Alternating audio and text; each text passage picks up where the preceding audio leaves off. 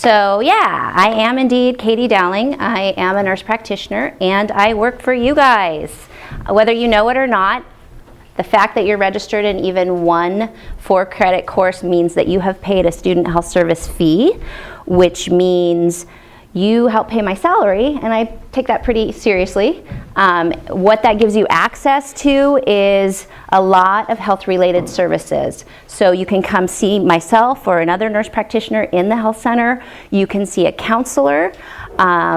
You can come to our group events. You can come down to the health center and pick up a Band-Aid, a cough drop, a couple condoms, ibuprofen, Tylenol, health information. Our job is to keep you healthy and not distracted by physical and emotional health needs so that you can be focused on school.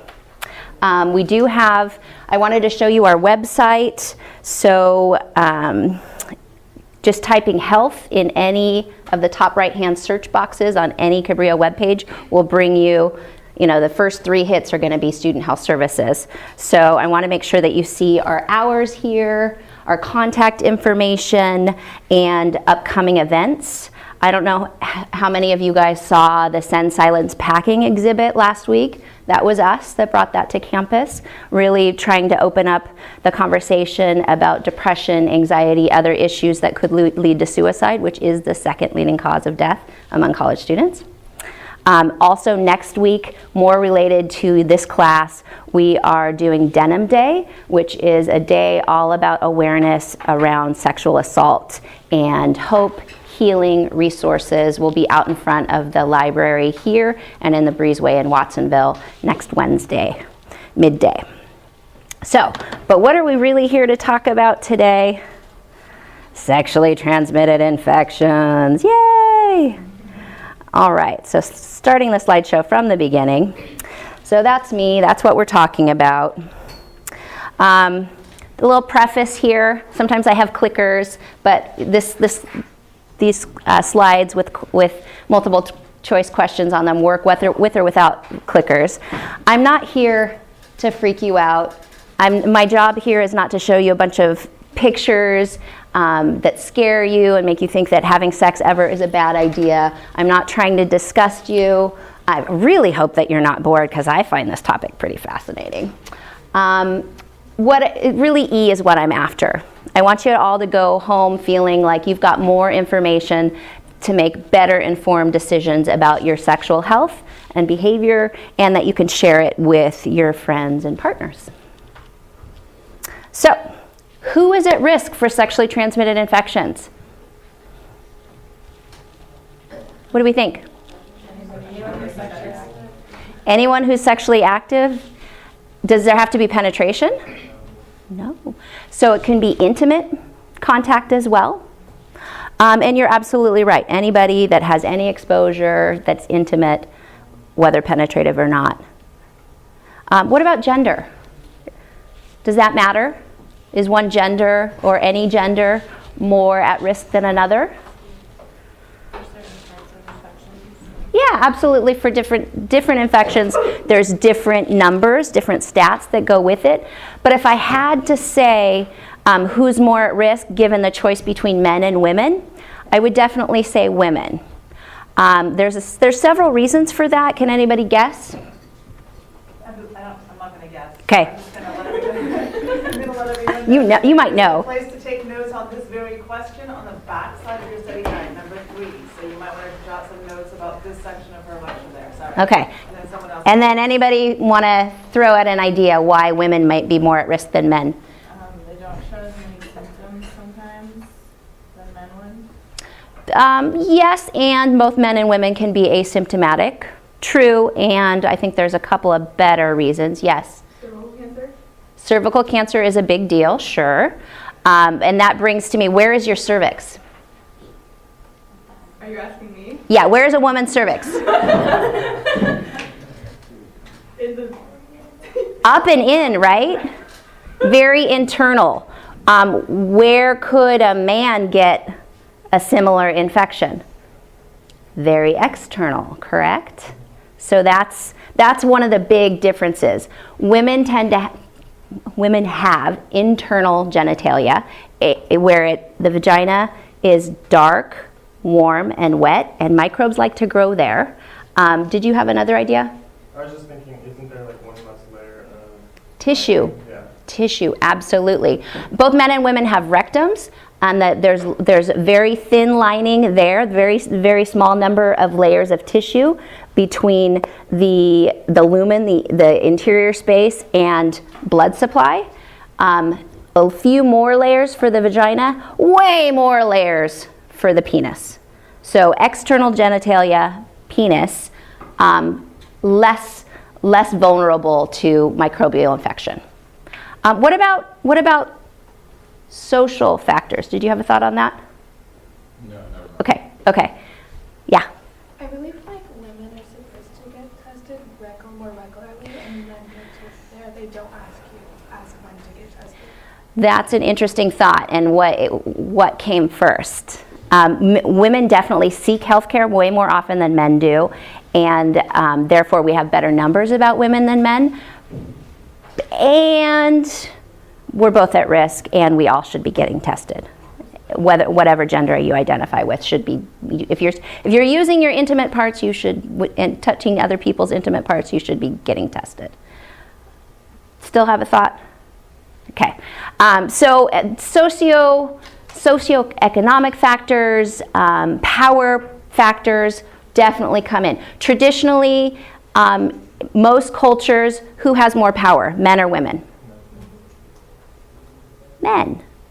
Women tend to have kind of a more subservient role. It takes us, in many cultures, it takes us longer and more planning, and maybe we don't feel empowered ever to insist on condom use. So that's another factor. What about age? What's the highest risk age group? Oh, sorry, I was just stretching. Stretching. Okay, anybody have an idea? Super young, super old, in between, everybody? 18 to 25. Yeah, for sure. Officially 15 to 25, but yeah, absolutely. Yep, super high risk age group. Sexual orientation, what do we think about in terms of sexual orientation and STI risk? I tend to think of this in terms of marginalized populations.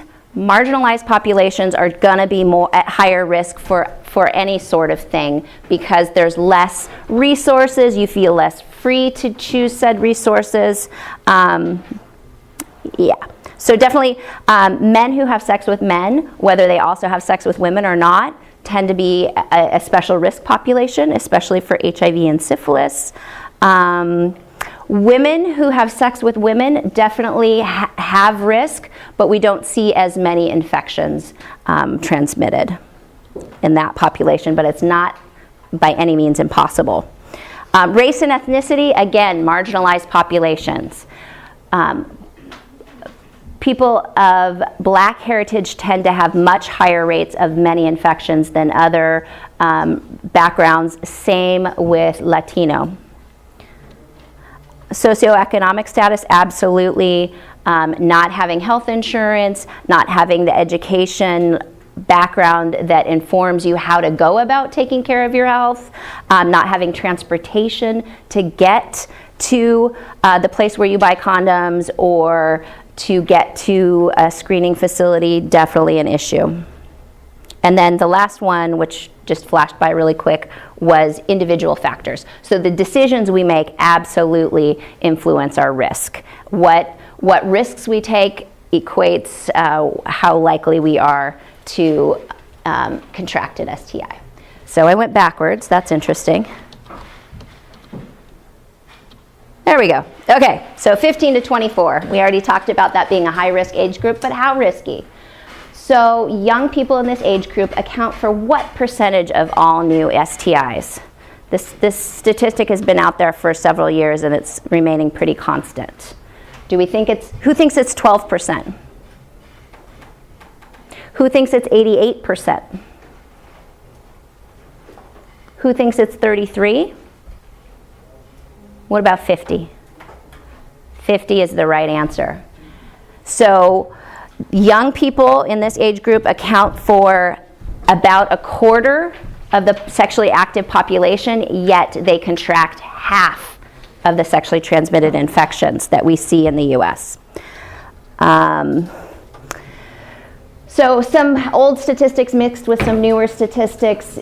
Definitely more than 20 million new cases are found in the US every year, and that number is climbing both in the US, ooh, clicker, this is exciting, both in the US, in California, and right here in Santa Cruz County. So I'm going to try and show you a little mix of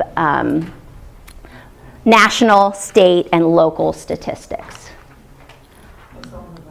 On the right. Okay, now I know how to use the clicker.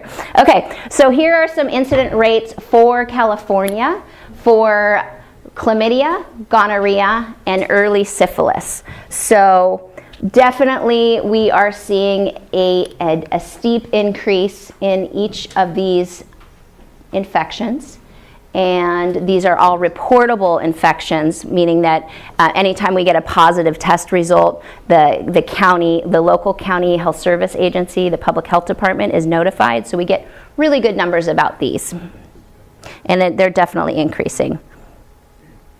Right here in Santa Cruz County, we definitely are seeing an increase in syphilis, gonorrhea, and chlamydia. Pretty astronomical increases.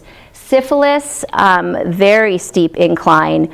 We had probably, looking back through the statistics, I'm fairly certain I'm close to the right numbers. Around 2010, 2011, we only had about 8 cases of syphilis.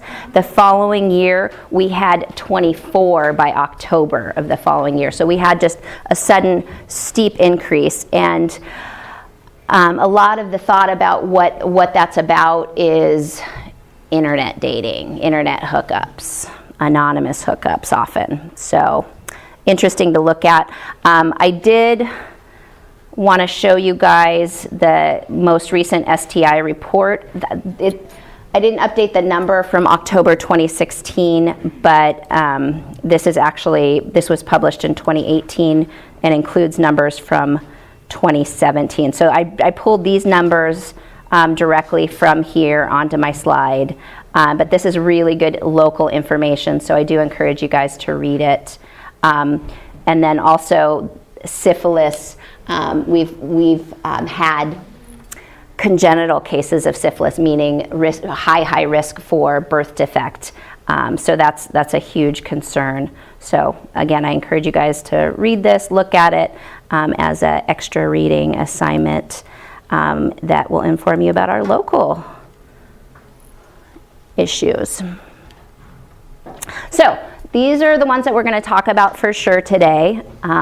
Afterwards or down in the health center, if you see me walking by, whatever, I'm happy to talk about any old STI, but I think these are the most important, so I'm making sure to include these today. Chlamydia, gonorrhea, HIV, syphilis, HPV, herpes, Hep B, and trichomoniasis, which oftentimes is just abbreviated as TRIC. Things that I kind of like you to think about from my perspective as a healthcare provider, trying to teach a whole lot of people how best to protect themselves. These are kind of important things to think about. How is this STI transmitted? Is it intimately contacted, or do I have to exchange fluids with someone to get it? Is it just from touching skin to skin, mucous membrane to mucous membrane, or are condoms going to be super helpful from start to finish by eliminating any fluid exchange? What type of organism is it? Is it a virus? Is it a bacteria? If it's a bacteria, chances are we have an antibiotic that'll cure it. If it's viral, chances are we don't have a way to cure it, but we can really support your immune system in trying to fight it. Is it vaccine preventable? Is there a vaccine that you can go out and get before you're exposed to it so that you're much less vulnerable to that infection, if not immune to it completely? And then, is it life-threatening? Many of these infections are more annoying and, a little health-threatening than they are life-threatening, but there are STIs that can actually threaten your life, and we need to pay pretty close attention to that. Take it seriously. Okay, I don't want you to shout out. This is where it's really handy to have the clicker so people can share information, but in a safe way. But I do want you to think about this for yourself, which is going to be the next slide actually. But tell me, how many sexual partners do you think Cabrillo students in general have in the average year? Do we think it's 0, 3, 6, 8, 108? 3? 3 or 4? Does that sound reasonable to most people? Alexis is going to say 200. 200? Okay. Yeah. So, okay. And that kind of jives with what we see in the statistics. But now think about for you, how many partners have I had in the last year? Okay, there was the one person that I was in the relationship with. We broke up. There was that one. Just think through, just for yourself. You don't have to share it. And then let's look at the real numbers. This is real data from Cabrillo College from 2007. We have a little bit newer data that I don't have pretty slides for yet. That's from 2017, but the numbers jive. So I'm keeping with the pretty slides. It's still pretty consistent that when we ask Cabrillo students anonymously, they don't have to give us their contact information or any identifiable information about themselves. We asked 562 students that year. How many partners do you think the average Cabrillo student have? And they totally agree with you. 2, 3, and some of them were like 8, way more than 8, right? So you guys are on track with what the rest of the average Cabrillo population thinks about. But then when we asked them for themselves, how many partners do they have, and actually tabulated the numbers there, it was way less. The perception was way higher than what the actual behavior was. The average was really 1. And the second most prevalent number was 0. So we tend to think that other students are way more sexually active with way more people than we are ourselves. And that's important to just kind of look at and kind of normalize that, well, what's the real story? Let's check in with that perception, because maybe we'll make better, maybe a few people will make better decisions if they realize that the number is as low as it is, that it's not common behavior to have many partners, but we're also not going to judge folks that do have many partners, because that's a valid choice for them. All right. Chlamydia. Let's talk about chlamydia. This is a bacterial infection.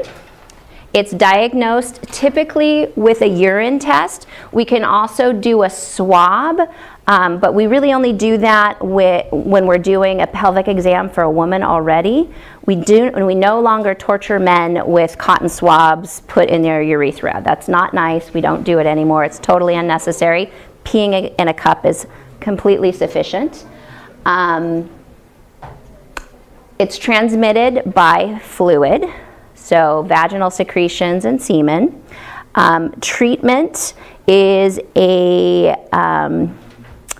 antibiotic, but backing up to diagnosis, that urine test, we often test for both chlamydia and gonorrhea, and it can show up whether there's any symptoms or not.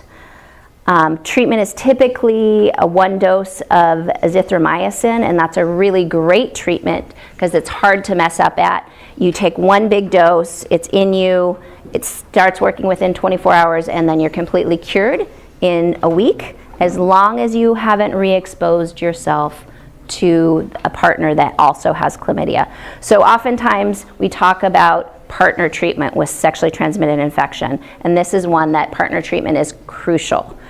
Most of the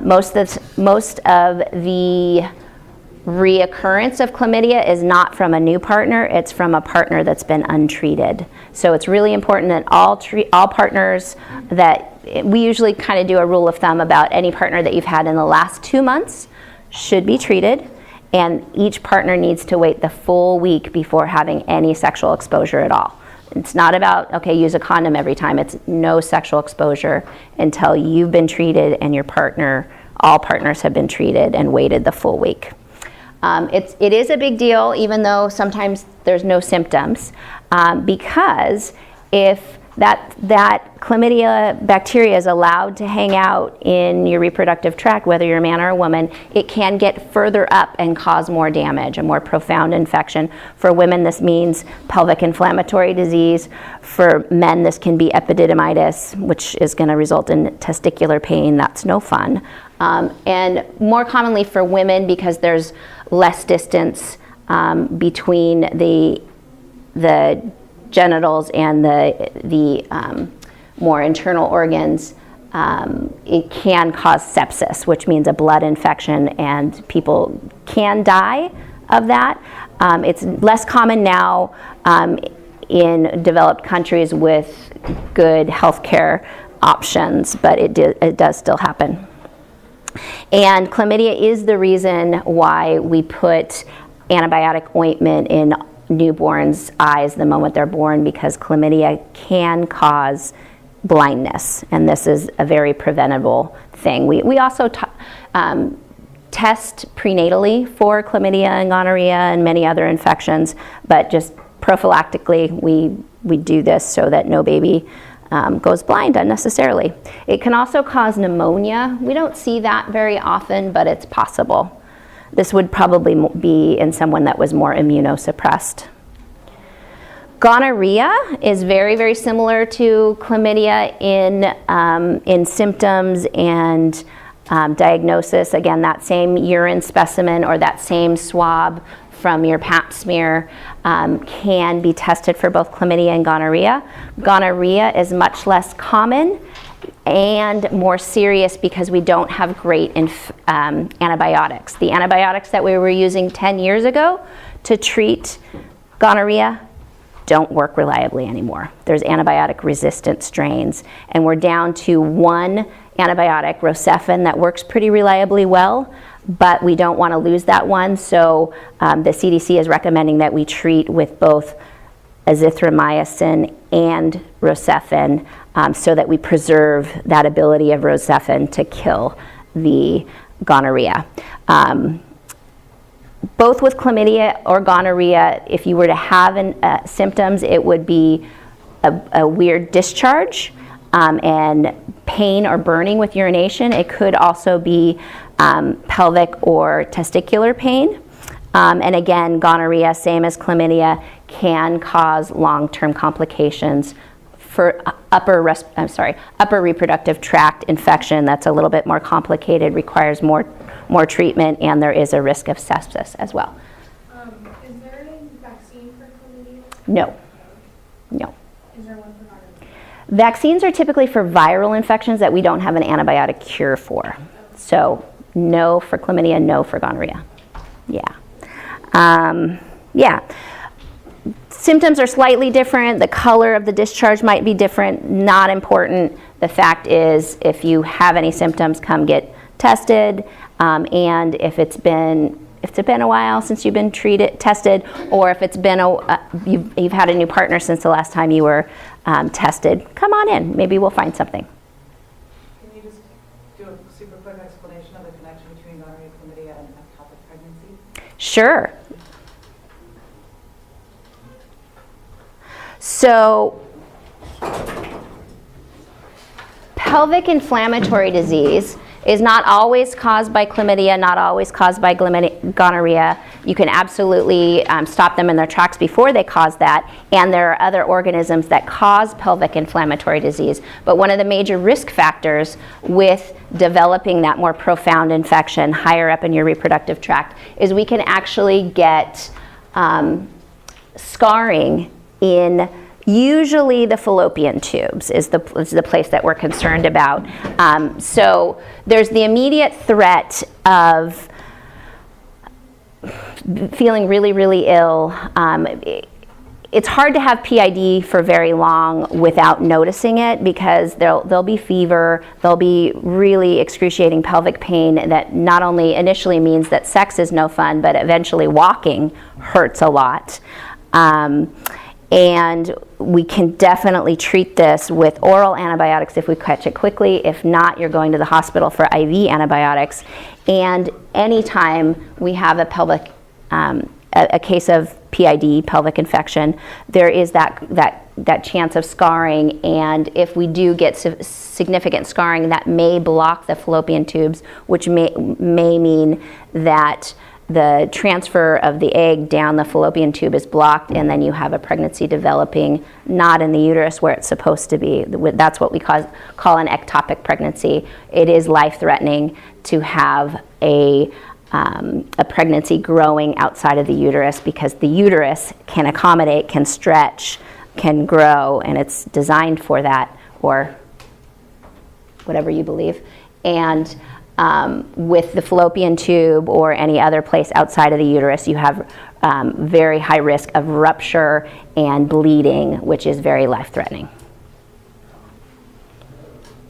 PID is not on your sheet as a separate STI. It's like sequelae of stomach chlamydia. Yeah. Moving on to syphilis. Syphilis is a spirochete infection. We classify it with bacteria because it does respond to antibiotics. Symptoms come in different stages, primary, secondary, and tertiary. There's a great slide coming up that shows the different stages and the time frames that may be representative of a typical course. Diagnosis is made with a blood test. We test your blood whether you have symptoms or not. If it's positive, then we do some investigation, figure out how long it's been there, and then base our treatment. If we think it's brand new, we find evidence of a primary infection. That's one dose of penicillin G, big a volume of liquid, so we usually do that in a big muscle, which is your gluteus. So it's a shot in the butt. If you've had it for a while, you may be looking at weekly injections for several weeks. Either way, we're tracking your blood test results over time to make sure that the titer level goes down, meaning we've done an effective job at killing the bacteria and stopping the progression from primary to secondary to tertiary syphilis. Syphilis is life-threatening. Again, diagnosis is with blood. We talked about treatment, long-term consequences. Let's look at that, the staging. So primary syphilis is a large sore, one single large sore. It's usually about the size of a centimeter, like a little smaller than a quarter maybe. And it doesn't hurt. So if it's inside your mouth, inside your rectum, inside the folds of your vagina, or on the underside of your penis, and you don't have to brush up against it and notice that the texture is different, you may not notice that it's there. Again, not painful, not itchy, it's just a big sore, and there's usually only one of them. Whether or not we catch that and treat it, it will go away, and perhaps 4, 8, 10 weeks later, if we haven't already treated it, it will advance to stage 2, secondary syphilis, which can look like almost anything. We call it the great imitator because sometimes it's a rash on your hands, sometimes it's your torso. It can be kind of anywhere. You can feel kind of under the weather or not. So it's kind of amorphous, but the really classic sign of secondary syphilis, which doesn't happen to everyone, is a rash on the palm of the hand, which is why that is there. If we don't catch it then, don't treat it, or don't treat it sufficiently, and it's allowed to advance, eventually, maybe 15 years later, it will actually start attacking your internal organs and your connective tissue. So it can cause senility, so changes in the thinking process in your brain. It can attack your heart and liver, and it can also cause disfiguring gummas. So basically it looks like your skin is bubbling and falling off of you. So it's not pleasant. We want to prevent that way before it gets anywhere near that stage, and so that you're not contagious to others in between. And we want to be especially careful with pregnant women or women who are at risk for pregnancy. At one point, we almost had syphilis eradicated nationwide. It's since climbed significantly, and the last cases of congenital syphilis that we had in Santa Cruz County were back in the 90s, and then there was nothing until 2 years ago, where we started seeing congenital syphilis again. So it's a big deal because it can cause miscarriage, stillbirth, or just a full-term baby that is not healthy. So it's a big deal. We need to pay attention to it. Question in the back. How is it transmitted? Oh, good. It's intimate contact. Skin to skin, mucous membrane to mucous membrane. And absolutely no vaccine for it because it's antibiotic treated. Yes? So you can get it from touching someone? Yeah. Really? Yeah. So the canker in that first stage, that's going to have tons of spirochetes right there at the surface. The rash, less so, but still present. And then with tertiary or latent, we don't know where you might have the microbes on your body and where you don't, when. So really it's about testing and treatment. Does that help? Okay, so I find this graph interesting in that, we see back in the 1940s, World War II era, tons and tons and tons of syphilis. Come late 40s, we discover penicillin. Effective treatment means the rates go way, way, way down. And then more recently, late 90s, early 2000s, we thought we were about done worrying about syphilis, but then it came back with a vengeance. And anytime we see that sort of shift in public health nurses go out and interview individuals who have contracted it to try and sense a pattern, try and figure out what plans may be effective to eradicate it, to get a hold of it. So with that data, we noticed a very strong pattern that men were contracting syphilis at much higher rates than women, especially if they had sex with other men. So that was a huge aha moment for public health, and we still haven't gotten a great response to that in terms of how do we stop it, but that information gives us a place to start with. Also, where did you meet your partner? So that's helpful information in terms of tailoring public health campaigns to get the information to the people where they're at, so that they can modify their risks appropriately. We used to see lots of bathhouses and sex clubs.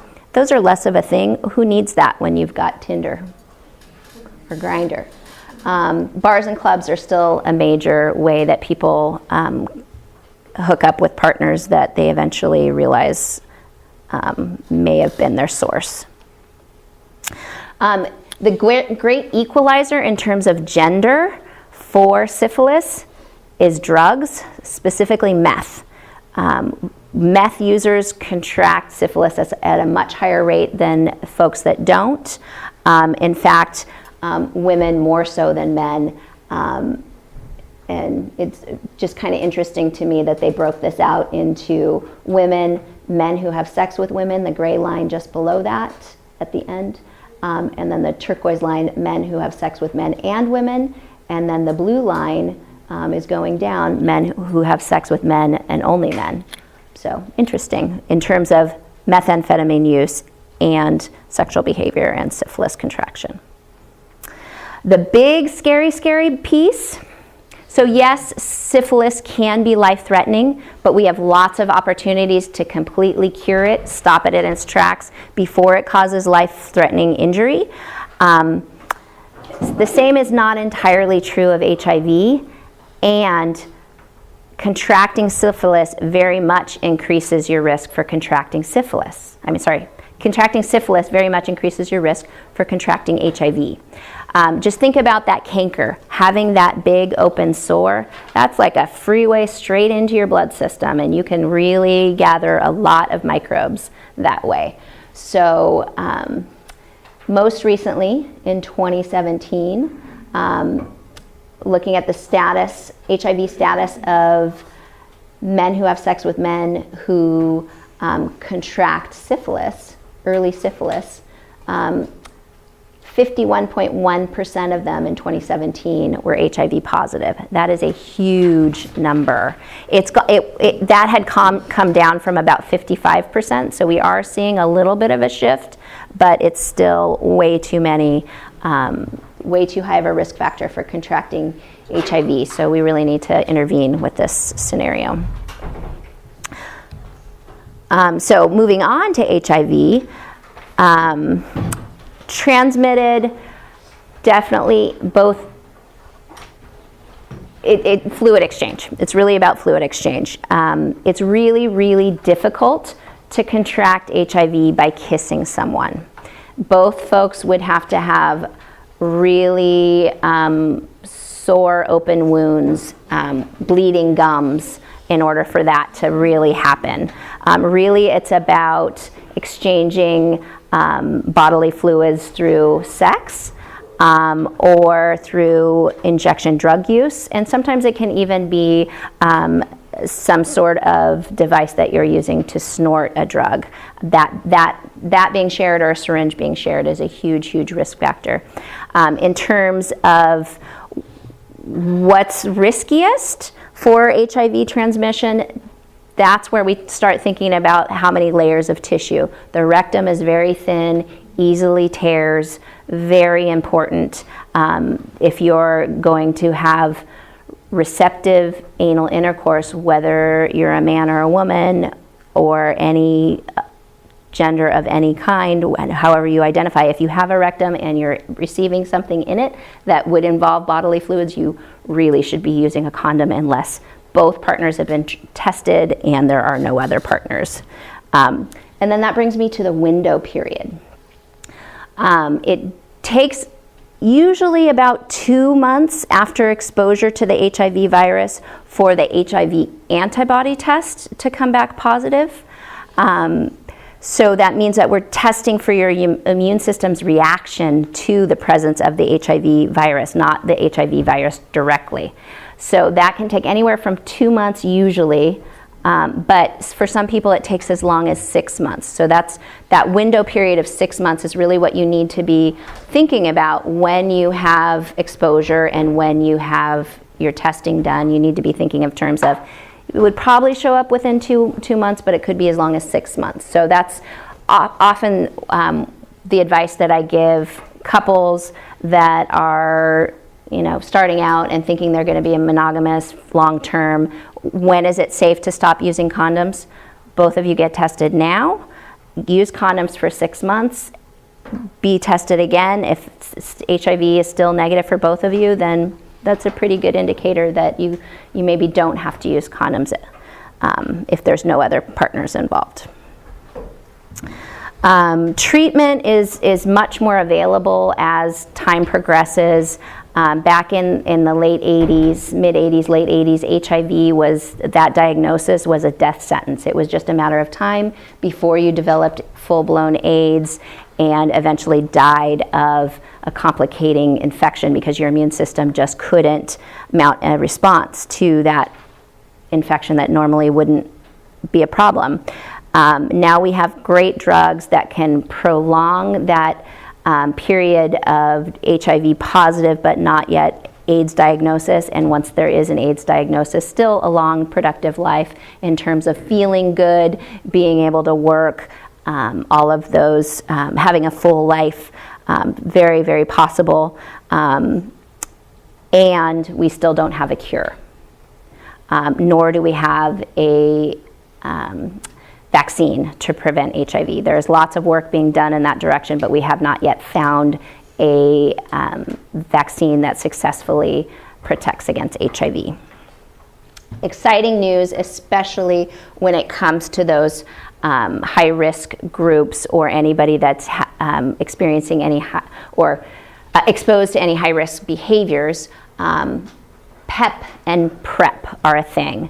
PrEP being preventative medication that somebody can take knowing that they're high risk. Daily medication, Truvada is usually what it's called, what you can take so that you know that your risk is lower. PEP is post-exposure prophylaxis. So if whoever forbid, say there's a sexual assault and we're worried about an HIV exposure, this is a medication that can be taken to drastically reduce that risk of contracting HIV, even if the person who you've been exposed to, whether it was consensual or not, was HIV positive. So there are things that can be done. It's about it that I'm going to cover in terms of HIV. We could spend an entire day just talking about all the intricacies of HIV. Any burning questions about the topic at hand? Yeah. How effective is PEP? PEP and PrEP. I don't have those statistics at my fingertips. I could certainly look them up and share. From a healthcare perspective, like most often, if I'm talking about PEP with someone, it's usually someone that has gotten a needle stick injury because they work on campus with needles or something sharp, or they're in the dental hygiene program, the nursing program, they're at clinical and they poke themselves. Oftentimes we can find out for sure that the source person's blood that you were exposed to was HIV negative, so don't have to worry about it. But I've never had an experience where I do the follow-up blood work with the person for 6 months and never have a positive HIV, whether they've taken the PEP or not. So we're thankful that that's not been a thing, but actual statistics, I'm not sure. Yeah. How do you test for HIV? HIV is a blood test, and it's an antibody blood test. And yeah, it's widely available. We also have, not here on campus, but in the community, there's cheek swabs that can be done that are pretty accurate. Yeah. How long do you have to take PEP? Like after an exposure, about 30 days. Mm-hmm. And then PrEP, depending upon what's going on with your risk factors. You could like have a bout of crazy behavior and continue to take it for 30 days after and then stop, or take in little bursts. So just think about this for yourself now that we're kind of looking at what's out there and how it's contracted and what the risk factors and the numbers are. I just want you to kind of think for yourself what you're doing now in terms of condom use and whether that's the best fit for you. Any of these answers are okay. It's just about what your risk factors actually are. In terms of who reported using condom use back in 2007, not as high as we had hoped, but we also don't have the correlating data about whether or not they're in a mutually monogamous relationship. But definitely we saw the most condom use with vaginal sex, not so much with oral at all, whether we're calling that a condom or a dental dam, and less so with anal or rectal intercourse. So just interesting statistics. Moving on to herpes simplex virus, HSV. This is definitely a virus, as is indicated by its title. We do not have a vaccine for it. It is transmitted by intimate contact, skin to skin or mucous membrane to mucous membrane contact. Prevention is really about minimizing exposure, and it's hard for that to be completely foolproof. There are both type 1 and type 2. Type 1 tends to prefer the mucous membrane around the mouth. Type 2 tends to prefer genital mucous membranes, but either can happen either place. And because of that, it's very common to see a young elementary school kid with a herpes outbreak on their lips. Very, very common to get that from just, casual affectionate behavior with family members that happen to also carry that virus. So it's very, very common. It doesn't have to be sexual contact, and type 1 doesn't tend to like to infect the genitals. So it is important to find out whether or not it's type 1 or type 2 in terms of making your plan for your own health care. Whether it's type 1 or type 2, wherever, I see your hand and we'll get to you, where it is on your body, which type it is, it'll still follow this progression of having the initial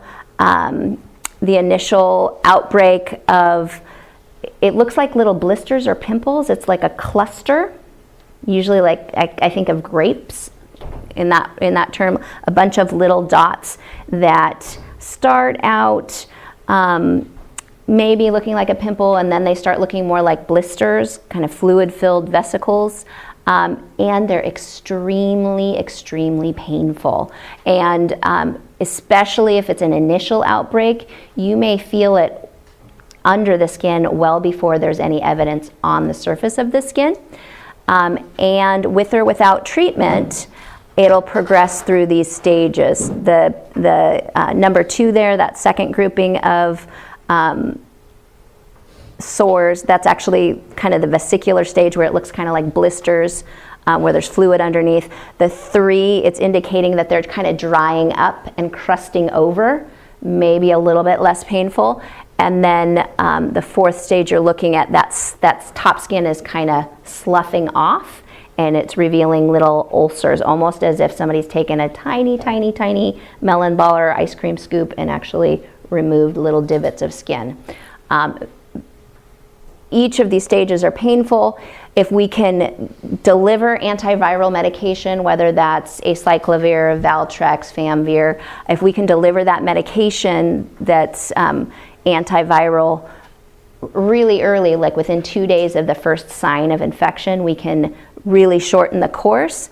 Folks that have recurrent virus, recurrent HSV infections can also get pretty good at noticing right away, maybe even before it fully comes out to the surface. Oh yeah, that tingle, that itch, that electric burn, right, that same spot that I've gotten herpes outbreaks before. Oop, it's coming, I better start taking my medication.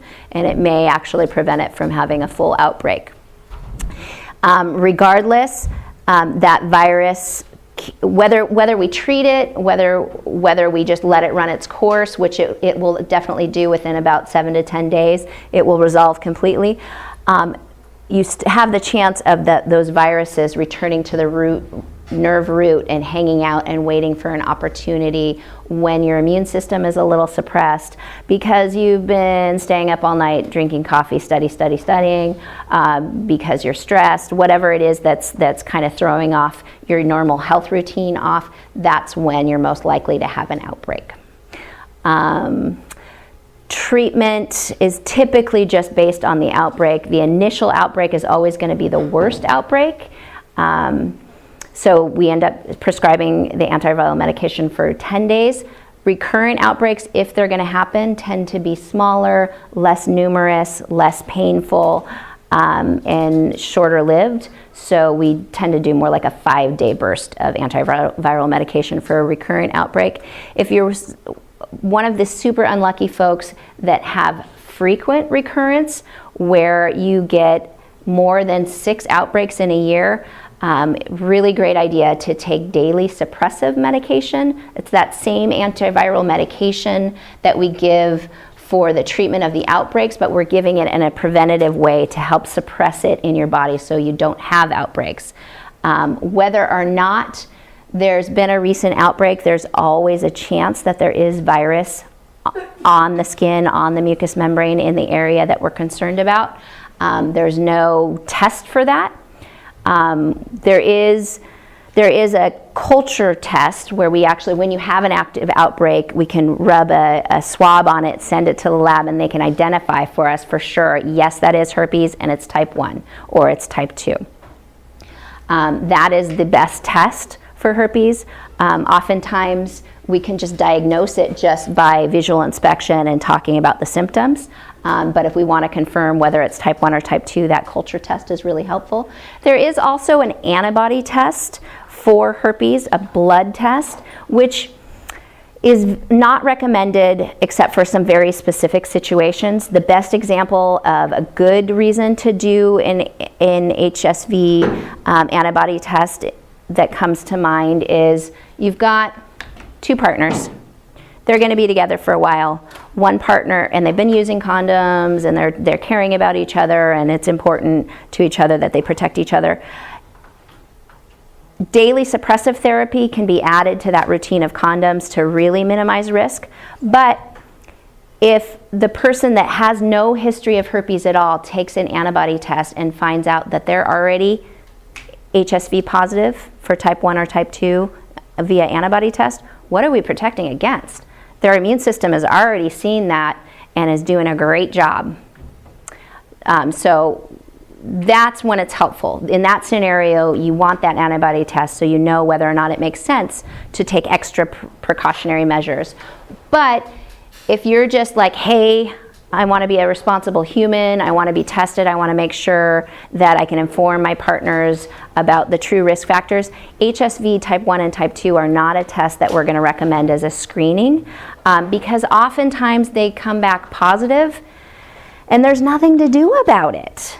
It doesn't say if you've ever had an outbreak, whether you're ever going to have an outbreak, when, where, how badly. All it says is that your immune system has seen HSV before. Now go freak out. There's not a lot to do about it, so it's not helpful information. We would have the same advice to you regardless of your antibody status, that your best bet in terms of protecting yourself from all kinds of infections, including HSV, is going to be good health habits. Eat well, be well hydrated, get enough rest, manage stress, get good nutrition. All of those things are going to help boost the immune system. Also, don't smoke. Smoking is really detrimental to the immune system, and you're more likely to see things like HSV and HPV and have it be recurrent if smoking is a part of your life. So that's a big thing. But regardless, good health habits will help boost the immune system, keep it strong so that you're going to keep all of these infections at bay, whether you've been exposed to them or not. Do you still have a question? Thank you, yes. I was going to ask if the HSV could be transmitted through like sharing of drinks and things like that. Less likely. If somebody had an active outbreak, I wouldn't share a drink with them, like seeing a sore on the lips. But it's much easier to contract with direct contact, and you're especially at risk as somebody who's exposed if there's any break in your skin or mucous membrane. So, avoiding chapped lips, not nicking yourself when you're shaving, and maybe better yet, just trim it really short so there's no risk of a shaving nick or an ingrown hair. Will kind of keep that area more intact and a better barrier to protect you from all of these infections. Yeah. Can you go over again the difference between type 1 and type 2? Yeah, so type 1 tends to prefer the lips, type 2 tends to prefer the genitals. If you were to get type 1 on your genitals, it would be much, much less of an outbreak. It would be smaller, less bumps, less painful, wouldn't last as long, and very unlikely to recur. Whereas if you get type 2 in your genitals, that's where it likes to live. You may see it again. Does that help? Okay, cool. I forget if there's any vaccine for this one. No. Antiviral medication, yes. Vaccine, no. Yeah. Why does it only like genitals and like your lips? Good question. You can get a herpes outbreak, like wrestlers can get herpes outbreaks on skin that gets a lot of friction to it, but that's just where it likes to be. And in fact, on the lips, it likes to be right on the margin between your lip and the skin. It's just a moister tissue. It's a different type of tissue, probably better vascularized, more blood supply to it. I'm guessing those are all factors. Yeah. Okay. Oh, and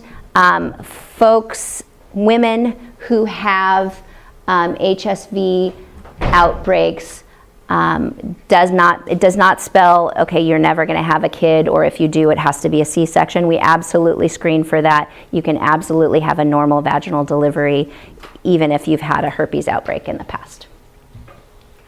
Screen for it, treat it, and we're good. So this is what it might look like on actual skin. The little blisters there, kind of a closer picture of a similar location. Kind of more the ulcerated, really ouchy bit after that top of those blisters has come off.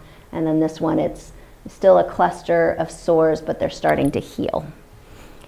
Also with herpes, for women especially, just because of our anatomy, it can be super painful to urinate when you have a herpes outbreak. So advice I give to lots of folks is to pee in the shower, pee in the bathtub, rinse it down, or just take a cup and pour it over yourself as you're urinating so that we get that stinging off of the site, because it super hurts.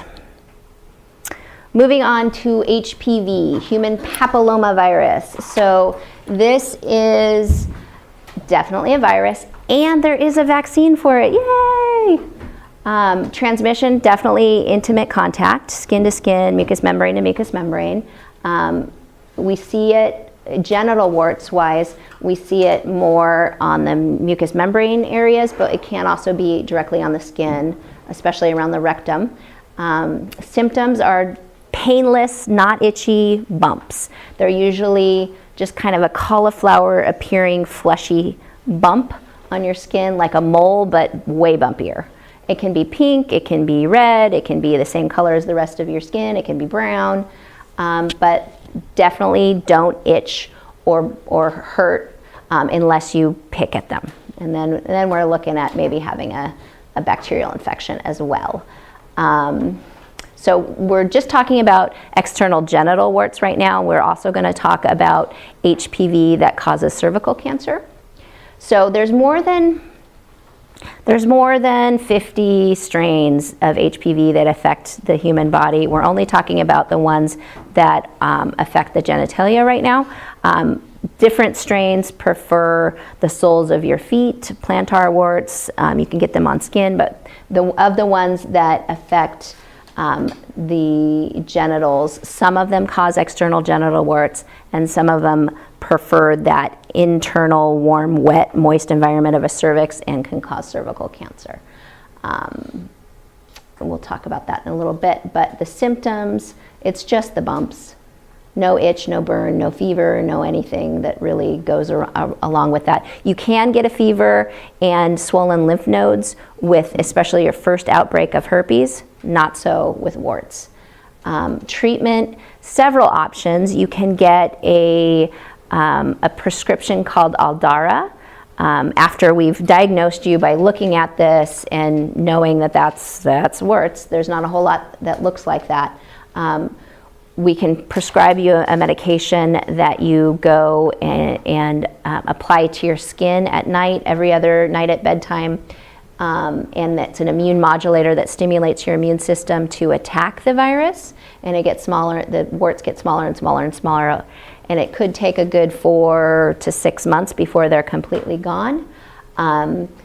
and it's super, super, super private and manageable in terms of your own time. What's faster and easier, but possibly a little more daunting, is having an appointment with someone like me, which hopefully isn't that daunting, where you actually get a treatment in clinic. It can be an acid that we paint on the individual warts. Trichloroacetic acid is what we have here at Cabrillo. It can be a freezing treatment, sometimes with nitrous, sometimes with other chemicals that just shock cold the tissue, which just completely interrupts the blood supply, and then those top layers of tissue that are infected by the virus slough off. And in a week, it's all healed up, and each of the warts are much, much smaller. If they started out tiny, they may be gone altogether. Several of those treatments every 1 to 2 weeks means that could be gone completely in 2 months rather than 6. So it's way faster, way easier, but there is a little bit of pain involved, and some folks are embarrassed by having to expose them to a clinician, but I hope that I'm not that threatening or scary. Prevention is really about minimizing exposure, and the vaccine that there's a good slide for with all that information about that. Long-term effects, kind of nothing. This is not life-threatening. It's almost cosmetic, because there's not really anything that happens to a genital wart typically, with the exception of those high-risk strains that can be associated with cancer and really are the leading indicator for cervical cancer in our country. Did you have a question related to genital warts? No, typically you get 4-ish, like a little cluster, similar to the way that herpes are clustered, but there can just be a few little scattered, or there can be 20. There can be, typically it's the biggest one you would see would be the size of a pencil eraser, but typically they're smaller than that when you decide that you want somebody to tell you what's going on and how to get rid of them. Yeah. Sorry, so if you like, so I've met people that have like warts on their hands, would that also be HPV? Yes, Yeah. but not sexually transmitted. Yeah. Still intimately, you can get it from showers. Right. That's why we encourage people to wear flip-flops in public showers, but yeah. Now let's talk about the HPV that's associated with cervical cancer. So this is a very large blown up image of a cervix. A woman who has never had a baby, her cervix is really probably only going to be about this big. But for our purposes, we're wanting to see it really big, so that you can see the difference between, say, around, what is that, like 10 o'clock normal, that one quadrant, very pink, shiny, healthy-looking tissue, going around counterclockwise.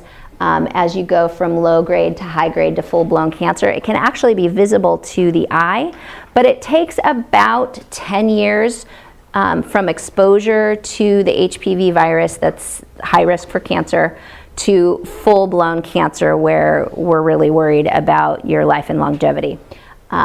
So we have lots of opportunities along that course of 10 years to find it and stop it in its tracks before it gets to that point. I have actually seen probably 2 women with full-blown cervical cancer. Both of them hadn't had a PAP in more than 10 years, and it did look weird and bubbly and funky like that. And it's a shame because it can absolutely be prevented. You don't need a PAP smear every year. We've established that. We used to tell women, as soon as you're sexually active and every year thereafter. Now we realize that, looking at the statistics, we were doing a lot of colposcopies and other invasive procedures on young women with vigorous immune systems that didn't change the outcome for them, that their immune system took care of business and they never developed cervical cancer anyway. So that's the new guidelines from many organizations nationwide, saying that let's not, regardless of when someone starts to be sexually active, let's not do PAP smears until age 21. And then every 2 to 3 years thereafter, depending upon the organization that you're following the guidelines of, every 2 to 3 years is plenty unless we get an abnormal PAP. And then we're going to, once somebody's had an abnormal PAP, we're going to do close follow-up, do the colposcopy, which is basically taking a microscope to help us identify the at-risk areas, take little samples and make sure that we get a really good biopsy and diagnosis so we know what we're dealing with and treat it appropriately. So once somebody's had an abnormal PAP, we follow them until they've been fully treated or they spontaneously resolve to an normal PAP for 2 years straight, and then you're back to the low risk category. Again, smoking is a huge risk factor for HPV in terms of being able to have your immune system take care of it. So we always talk about immune boosting behavior, including not smoking. Men can absolutely transmit high risk HPV, but they don't tend to contract it. It can be associated with penile cancer, rectal cancer, oral cancer, but we don't see that nearly at the same numbers as we do for cervical cancer. And we don't have a test for men at all. The only test that we have commercially available is a test that is collected the same way that you do a pap smear, and then you look for those high risk HPV strains, the strains that are associated with cervical cancer. So when you have an abnormal PAP, if the high-risk HPV test comes back negative, we're not that worried because you don't have a strain that's associated with cancer. We're still going to watch and make sure that it resolves on its own, but we're way less worried. If you have a low-grade pap smear with a high-risk HPV positive, then we're going to follow you much more closely and probably do some biopsying and maybe even removal of the affected tissue. Yeah. So a diagnostic test can be like a visual test or a swab?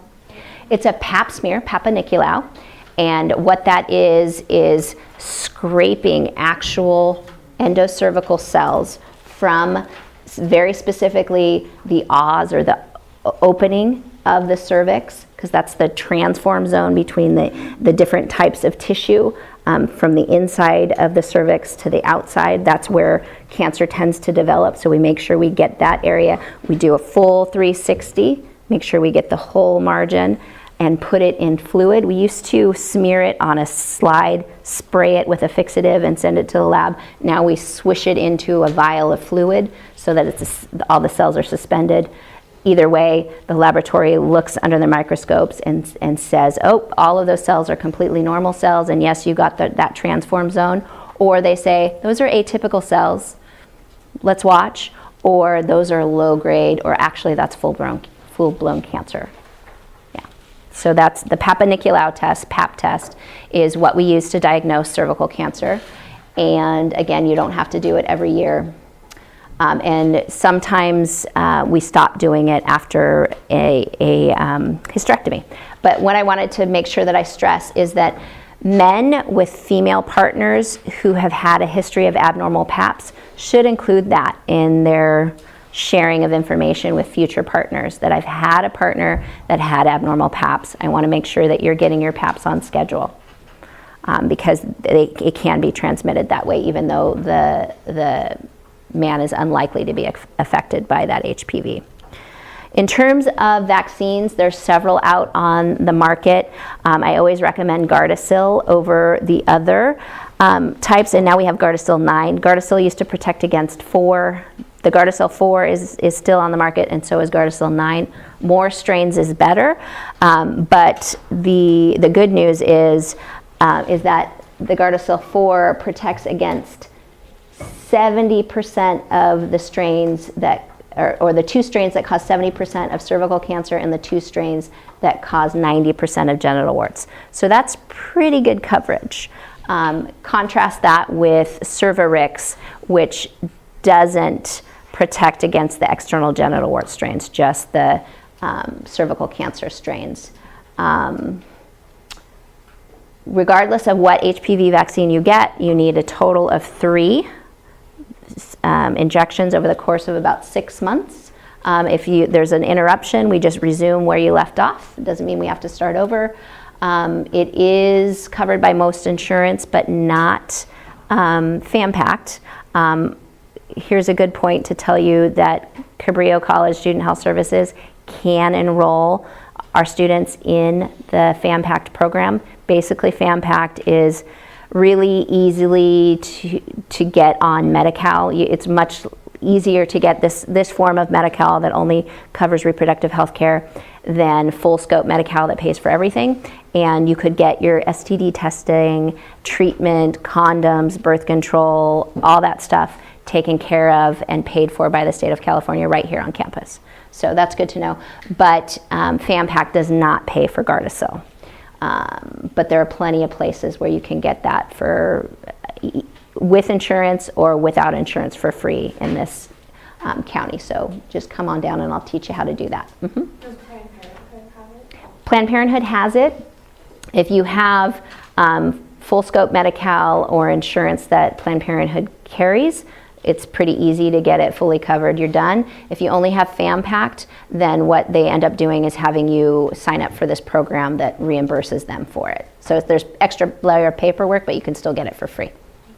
FAMPACT won't pay for it. And we don't have it here because we don't have the volume of students that will make it possible for us to stock $150 per dose vaccine before it expires. And we have to throw it away. So Cervarix, again, doesn't cover as much, but it's still worth getting because it's only protecting against those the cervical cancer associated HPV. It's not FDA approved for men. Gardasil, FDA approved for men and women age 9 to 26. Age 27 is just off-label use. You'll still find folks in the community that are willing to give you Gardasil past age 26. It's just off-label. Moving on to hepatitis. So hepatitis A, B, and C are the most common. Hepatitis A is oral fecal route, so you get it from contaminated food and water. Hepatitis B, absolutely sexually transmitted. Very sexually transmitted. Hepatitis C, there are anecdotal stories about it being transmitted sexually, but most of the time we can narrow down another exposure. And there's plenty of evidence of long-term monogamous partners where one partner has Hep C and the other partner never contracts it. So not considered a sexually transmitted infection. There is a vaccine for Hep A and B. We carry both in the health center. Regardless of what type of hepatitis you get, the classic symptom is jaundice, yellow eyes, yellow skin, and then abdominal pain is a really common symptom. If you do contract hepatitis of any of these strains, it would be kind of flu-like symptoms initially, but what we worry about is that years later you could become a chronic carrier and have life-threatening illness that attacks your liver and can cause liver cancer and death. Diagnosis is with a blood test. Treatment has gotten much better. It used to be like signing up for chemotherapy that had no guarantee of working. Now we have way more effective treatments that are much more tolerable, but they're very, very expensive. So if you or anyone you know is in this category of folks that need to worry about it, we can hook you up with great providers in the community that can get that to happen for you, whether you have insurance or not. Questions about hepatitis? Yeah. Is it bacteria or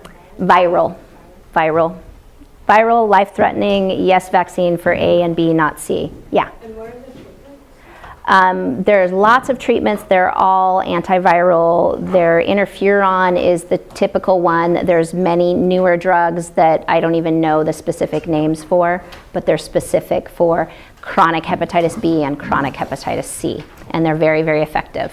There was a hand over here first. Yeah, so the diagnostic test for it is a blood test. Yes. What about like people who have like a blood disease? Meaning? Like coinciding with both hepatitis, I guess, A and C. and if they had, like, say, sickle cell or Okay, so I don't. So sickle cell complicates healthcare in general in your life, but I don't think that it makes hepatitis more life-threatening for you than otherwise. HIV, absolutely. Folks with HIV, we really worry about making sure that they're immunized for Hep A and B. Yeah. There was one more question, and I feel like we're running out of time. Okay. I'm just going to leave up my prevention strategy one, because that's where I want to leave you guys with. It's really, there are lots of different ways to prevent STIs, and we can be part of the equation, but condoms and communicating with partners are super key. And know that screening can happen in the health center, urine, chlamydia, gonorrhea, blood, HIV, and syphilis, and visual inspection for other things. And it can be covered by FAMPACT. End of speech. I'll hang out for a little bit.